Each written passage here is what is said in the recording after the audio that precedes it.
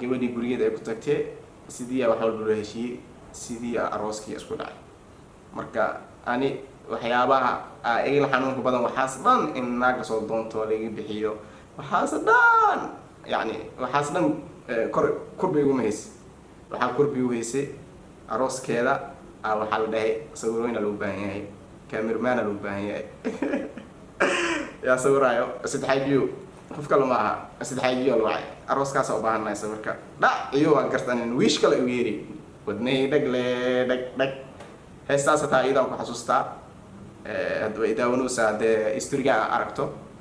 hebel man dhahay waad fahansan tahay gabadhaas wiil Soomaali joogta ma sha Allah halkan ka salaama still wiil family yihiin ninkii lagu daray ilaa hada family yihiin awlaad la siiyay ma sha Allah wiil waa in si duceynaa hor u socda boqol dhala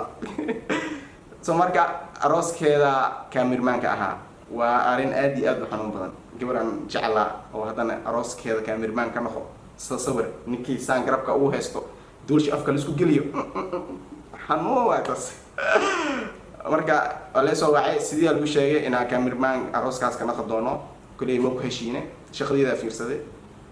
markaas kulay qofka shaqadiisa wax walba in is dhowr waa shaqadeeda fiirsaday waxa ay si xanuun badan ka soo qayb galayaasha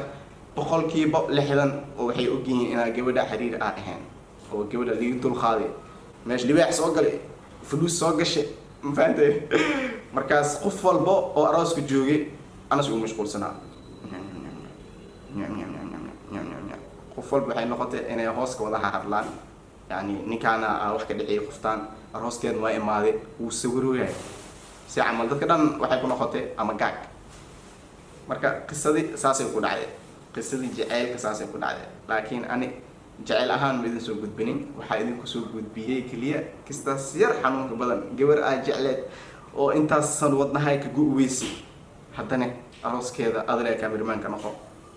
waa arin aad iyo aad u xanuun badan waa arin yani yaab leh qof ku dhacay jirta qof saaxiibtiisa hadis cameraman yahay asla gacantiisa ku sawiray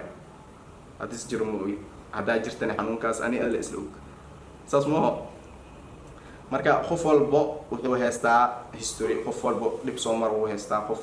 sida aragteen astaxajiyo wuxuuna la wadaagay in extiisa oo cameraman ka noqday arooskeeda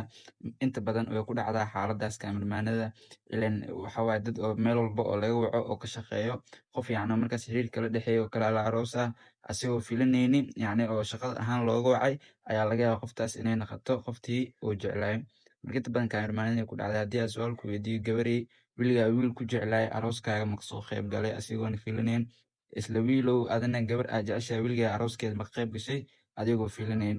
haddii aad muuqaalka daawato waxaa ka rajaynaynaa share dhahdo ciwaankana aad kusoo biirto aad iyo aad ayaa mahadsantahay mar walba waxaa jecel inaan kusoo gudbiyo waxyaabo ku xiis geliya